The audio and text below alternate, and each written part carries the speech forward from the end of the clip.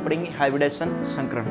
संकरण केमिस्ट्री के अंदर एक बहुत ही इंपॉर्टेंट है, क्योंकि नीट के अंदर आपको हर साल एक ना एक क्वेश्चन इसका देखने को मिल ही जाता है और बोर्ड और 11th की दृष्टि से भी इम्पोर्टेंट है, क्योंकि बोर्ड के अंदर आपको ऑर्गेनिक केमिस्ट्री के अंदर इसका अक्सर पूछ लिया जाता है और पी ब्लॉक के अंदर भी पूछ लिया जाता है। तो हम पढ़ेंगे संकरण। संकरण क्या है?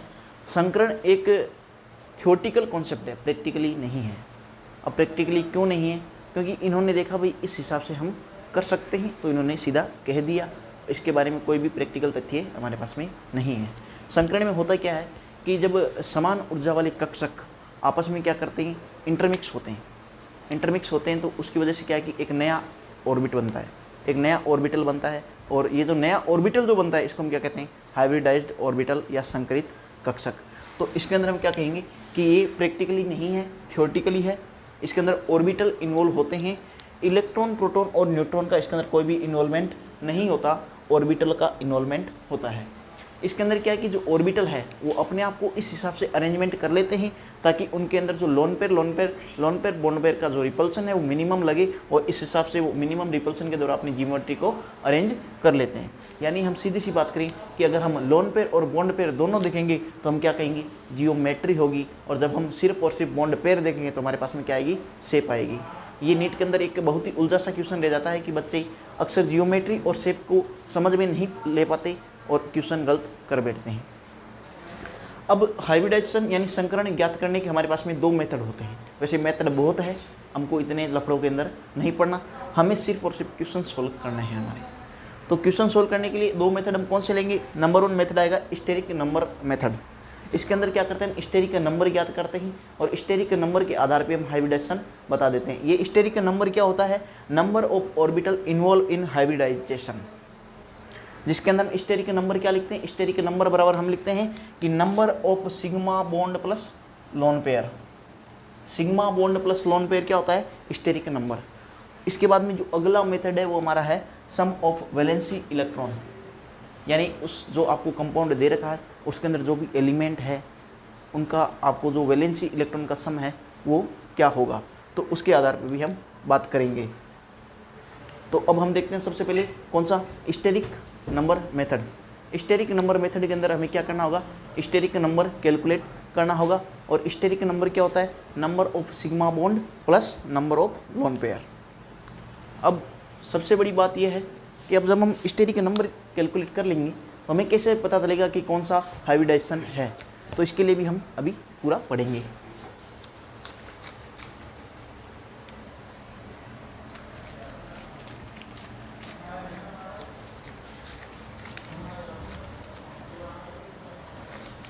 मैं आपको दोनों के दोनों मेथड ही बताऊंगा कि दोनों मेथड में क्या करना होता है। जैसे कि चलिए मैं एक आपके सामने कंपाउंड ले लेता हूँ, कौन सा, CH4। CH4 क्या होता है? मीथेन, जो एक ऑर्गेनिक कंपाउंड है। इसके अंदर हम क्या कहेंगे कि कार्बन है, एक हाइड्रोजन इधर, एक हाइड्रोजन इधर, एक हाइड्रोजन इधर, एक हाइड्रोजन इधर। अब इसके अंदर हम बात करें कि जो कार्बन के वैलेंस शेल में इलेक्ट्रॉन होते हैं वो कितने होते हैं? 4 होते हैं, और चारों के चारे बॉन्ड बना लिए, तो हम कहेंगे नंबर ऑफ लोन पेयर है वो कितने? 0।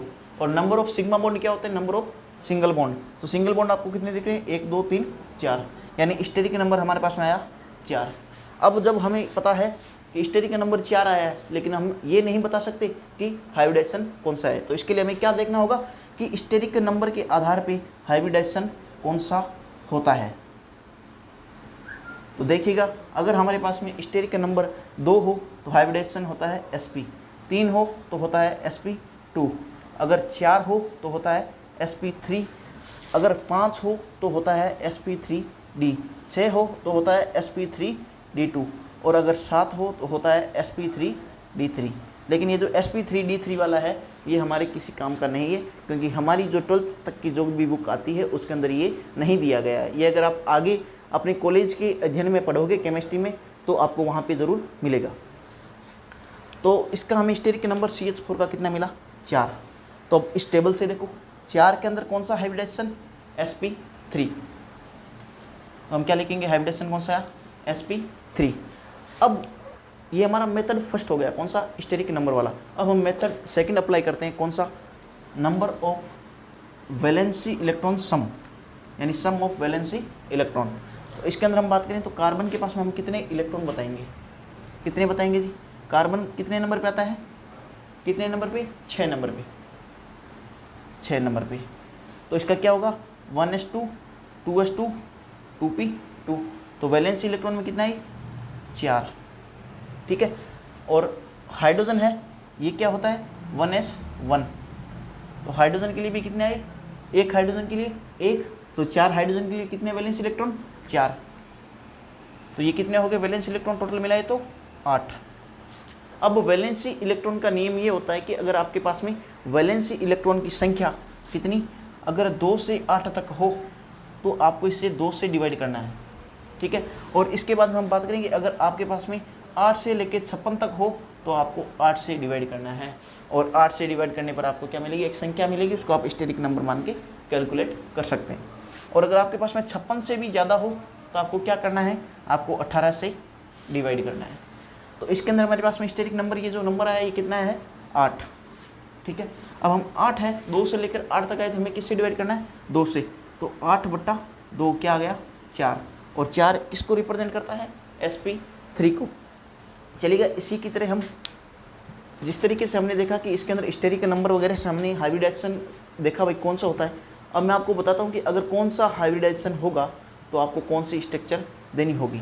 जैसे कि तो अब हम देखेंगे इसके अंदर क्या जियोमेट्री क्या होती है। जियोमेट्री के अंदर हमें क्या देखना है कि जियोमेट्री के अंदर हम लोन पेयर और बॉन्ड पेयर दोनों को इन्वॉल्व करते हैं, ये बड़ी ही इम्पोर्टेंट बात है। जबकि शेप देखेंगे तो शेप के अंदर हम सिर्फ और सिर्फ बॉन्ड पेयर को ही लेंगे, लोन पेयर को नहीं लेते हैं। तो अब हम बात करें अगर sp हाइब्रिडाइजेशन आए तो हम कहेंगे कि हमारे सामने जो शेप होगी वो शेप कौन सी होगी, हमारे सामने जो शेप होगी वो हमारी शेप होगी कौन सी, लीनियर। और जब लीनियर शेप होगी तो हम कहेंगे एंगल कितना आएगा 180। जैसे कि अगर हम यहाँ कहें कि हमारे पास में सेंट्रल एटम अगर बेरिलियम हो और किनारे तो Cl जुड़ा हो तो कंपाउंड कौन सा हो गया BeCl2। इसका हाइब्रिडेशन आएगा sp और इसकी शेप आएगी लीनियर। जब हम बात करें sp2 की तो sp2 के अंदर आपके सामने क्या आएगा, sp2 के अंदर आपके सामने आएगी शेप कौन, जियोमेट्री, शेप नहीं जियोमेट्री। जियोमेट्री कौन सी आएगी ट्राइगोनल प्लेनर। sp3 के अंदर आपके सामने आएगी टेट्राहेड्रल।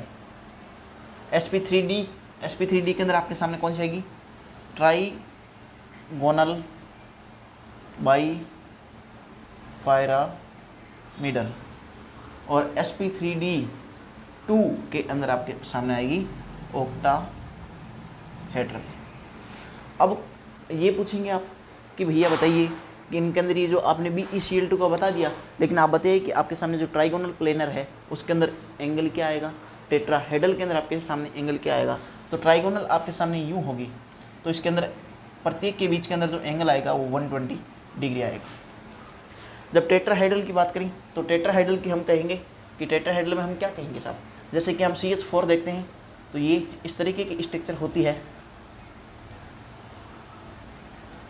ये स्ट्रक्चर बनती है। तो हम कहेंगे यहाँ पे सबके बीच में एंगल आएगा वो कितना आएगा 109 डिग्री 28 मिनट, 109 डिग्री 28 मिनट।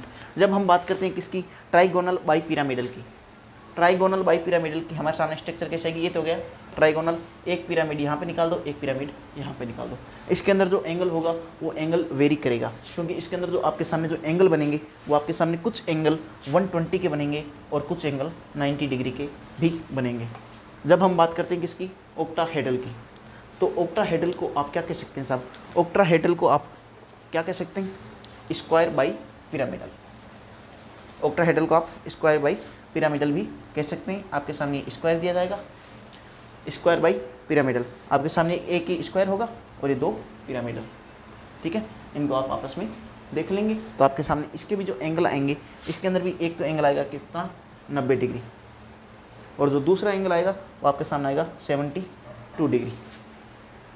तो आज के लिए बस खूब है, हाइब्रिडेशन लगभग आपका समाप्त हो चुका है। हाइब्रिडेशन का आपको नीट में हर साल एक क्वेश्चन मिलता है, तो आगे आप समझते ही हैं। चैनल को सब्सक्राइब करना है, वीडियो को लाइक करना है, शेयर तो आपके दोस्तों के साथ करना है अगर आपको पसंद आए तो, नहीं तो डिसलाइक का बटन होता है दबा सकते हैं आप, खुली मर्जी है आपकी, क्योंकि आपके रिव्यू के आधार पर अगला वीडियो बनाया जाएगा। धन्यवाद।